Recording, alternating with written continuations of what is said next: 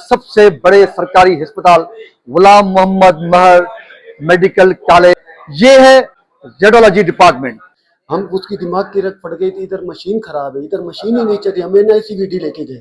ये वापडा का इशू था, वापडा के इशू की वजह से मशीनें बंद थी। यकीनन इंतजामिया कर रही है तो सब कुछ ठीक है, लेकिन जब मरीजों की फरियाद सुनते हैं, उनका दर्द सुनते हैं तो किस्सा कुछ और है। मरीज का दर्द, उसकी तकलीफ वो सिर्फ खुद जानता है। मशीनें जब काम नहीं करेंगी तो क्या इनको यहाँ पर म्यूजियम के लिए सर जब भी आते हैं कोई तारीख देते हैं कि अभी हमारी मशीन खराब है, MRI में आते हैं तो MRI की मशीन खराब है। द इंडस ट्रिब्यून के नाज़रीन को नमस्कार और सलाम।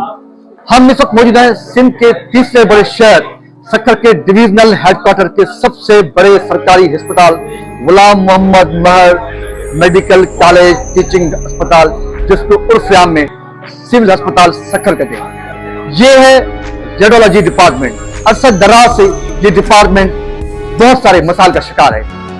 हम अब आपको दिखाएंगे अंदर की इस वक्त यहाँ पर कौन कौन सी सर्विसेज हैं वो मुअत्तल हैं और लोग किस तरह मुसीबत के मारे धक्के खा रहे हैं। इससे पहले 2 साल तक MRI की सर्विसेज यहाँ पर मुअत्तल थे और 2 साल तक यहाँ की मीडिया, यहाँ की सिविल सोसाइटी के लोग चीखते रहे, चिल्लाते रहे।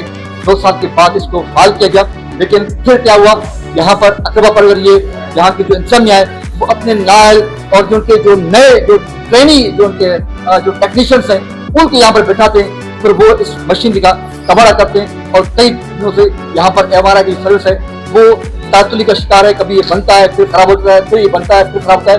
ये रद्द बंद हो गई है। हमारा क्या होना है? हमारा क्या कह रही है? ये 4-5 दिन से मशीन खराब कर दिया, बोले करेंगे। आज कर रहे हैं? हाँ, कितने दिनों से आप चक्कर काटते हैं? ये 4-5 दिन हो गए। इस भाई को आप दोस्त देख सकते हैं कि मरीज का दर्द, उसकी तकलीफ वो सिर्फ खुद जानता है। लेकिन बेहोशी का आलम यह है इस शदीद गर्मी में जो लोग बीमारी में मुब्तला हैं वो किस तरह प्राइवेट ट्रांसपोर्ट में धक्के खाकर यहाँ पर पहुंचते हैं और फिर यहाँ पहुंचने के बाद उनको ये कहा जाता है कि मशीनरी खराब है और फिर वो कई दिनों तक चक्कर काटते हैं। ये वापडा का इशू था, वापडा के इशू की वजह से मशीनें बंद थी। वैसे तो मशीनें ओके हैं, मशीनें चल रही हैं। ये काफी दिनों से आप देख रहे हैं, जब से ये तूफान आया हुआ है उसके बाद बिजली डिस्टर्ब हो गई है। कल भी पूरा दिन लाइट बंद थी। यहाँ पर 4-5 हैवी जनरेटर है, वो क्या कर रहे हैं? जनरेटर पे देखो ना कितना लोड चलेगा। कि यहाँ पर जो टेक्नीशियन रखे गए हैं वो सब नए ट्रेनिंग रखे गए, सिफारिश रखे गए हैं, इसमें कितनी सदाकत है? कोई नहीं है भाई, कोई नहीं है। ये ट्रेनिंग आपका है, उनके पास सर्टिफिकेट है, ठीक है। यहाँ जो भी है वो बिल्कुल प्रॉपर, जहाँ भी काम करते हैं वो प्राइवेट में भी काम। हम 5 दिन से हमारा पेशेंट है। कहाँ से आए? मैं सक्खर का ही हूँ, नोवा बोर्ड का हूँ। मेरी अपनी बुआ गोद में लेके आए, उतना अजाब में फंसे पड़े, आज हमको 6 दिन हो गए। हम उसकी दिमाग की रख पड़ गई थी, इधर मशीन खराब है, इधर मशीन ही नहीं चली, हमें NICVD लेके गए। यहाँ कोई पूछने वाला ही नहीं है। अभी आप ऊपर जाए देखे ICU में पड़ी हुई है। कल तक AC नहीं चल रहे थे, 10 दिन तक। कल रात को हम ऊपर गए तो AC हमने स्टार्ट कराया यार, हम NICVD गए, वहां से उधर से लेके आए। माना इधर कोई सहूलत ही नहीं की, हमारे पास मशीनें खराब है। मैं अपना NICVD लेके आए उनके पास यार, वो कह रहे हैं हमारा मतलब नहीं, उधर लेके जाओ, उधर लेके आए तो उधर खाली नहीं। क्या बोले यार, रोना आता है। इतना बजट है, इतना ही हमारे हुक्मरान है, किसको बोले हम यार? यकीनन इंतजामिया कर रही है तो सब कुछ ठीक है, लेकिन जब मरीजों की फरियाद सुनते हैं, उनका दर्द सुनते हैं तो किस्सा कुछ और है। और यकीनन जो लोग कहते हैं वो दोस्त कहते हैं, इंतजामिया हमेशा कहती है कि हम सब कुछ ठीक चल रहा है, लेकिन ऐसा नहीं है। आपको दिखाते हैं CT स्कैन मशीन। ये CT स्कैन मशीन है। देखिए स्टाफ ही अवेलेबल नहीं है। अगर ये मशीन नहीं चलता होता तो मेरे ख्याल में स्टाफ अवेलेबल होता। तो CT स्कैन मशीन गुज़श्ता 1 हफ्ते से खराब है और ये सिर्फ आज का मसला नहीं है, कई सालों से, कई माह से ये अजाब चल रहा है। और अलमिया ये है कि जब भी यहाँ पर ये देखें, ये आप बहुत अच्छी मशीनरी लगाई है उन्होंने। तोशिबा की बहुत अच्छी मशीन लगाई है। एलेक्सन की यहाँ पर CT स्कैन लगी हुई है, वहाँ पर तोशिबा की जो है MRI मशीन लगी हुई थी। लेकिन बात यह कि ये मशीनें जब काम नहीं करेंगी तो क्या इनको यहाँ पर म्यूजियम के लिए बतौर इनको लोगों को दिखाने के लिए कहा गया कि ये मशीन यहाँ पर मौजूद है? कि जब भी यहाँ पर हुक्काम यहाँ पर आते हैं, कमिश्नर सक्खर यहाँ पर पहुँचता है, DC पहुँचता है, डिस्ट्रिक्ट काउंसिल के चेयरमैन आप पहुँचते हैं, सक्कर के मेयर पहुंचते हैं या सक्कर के और पॉलिटिशियन लोग यहाँ पर पहुंचते हैं, तो उस वक्त ये मशीनरी अचानक और खुद ठीक हो जाते हैं। ये बात समझ नहीं आती। मैं कमिश्नर सक्कर साहब से मुखातिब हूँ, डिस्ट्रिक्ट चेयरमैन साहब से मुखातिब हूँ कि आपके साथ झूठ बोला जाता है। अब आप जब यहाँ पर आते हैं तो ये लोग आपकी आंखों में धूल डालकर आपको धोखा करते हैं, झूठ बोलते हैं। आपके आने के वक्त के बाद यहाँ पर मशीनें ठीक हो जाती है, यहाँ पर अद्वियात दस्तयाब हो जाते हैं, यहाँ पर लाइट चल जाती है।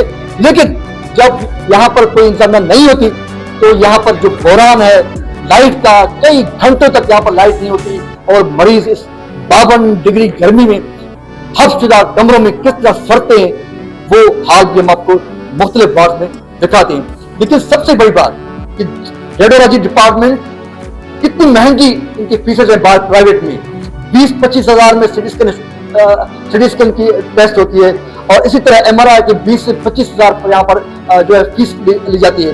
तो एक वो बंदा, वो हारी, वो किसान, वो मजदूर, वो दिहाड़ीदार जो रोजाना 500 रुपए कमाता है, उसकी फैमिली से अगर किसी की कोई मसला लाभ हो और वो उसको MRI कराना हो, उसको सिटी स्कैन कराना हो इमरजेंसी बिना पे, तो वो यहाँ आए और उसको ये कहा जाए कि यहाँ पर तो सिटी स्कैन मशीन खराब है, MRI बंद है, लाइट नहीं है और जनरेटर्स खराब हैं, पेट्रोल नहीं है और बारिश की तारीख है। ये लोग किस तरह आते हैं?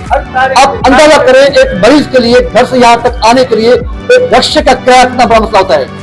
मैं उन हरामखोर इंसान से कहता हूँ कि आपके लाखों रुपए की तनख्वाह है, आप इस दर्द को महसूस नहीं करते कि एक मरीज के लिए 200 रुपए रिक्शे का किराया कितना बड़ा मसला और चैलेंज होता है। आप इस दर्द को महसूस नहीं करते।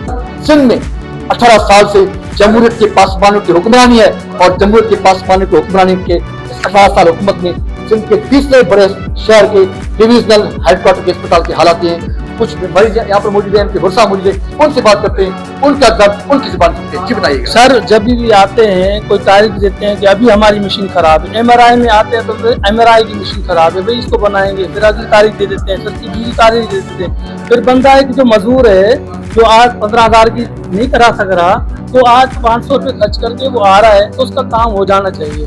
अब ये रोज दूसरे दिन तीसरे दिन आ जाएं।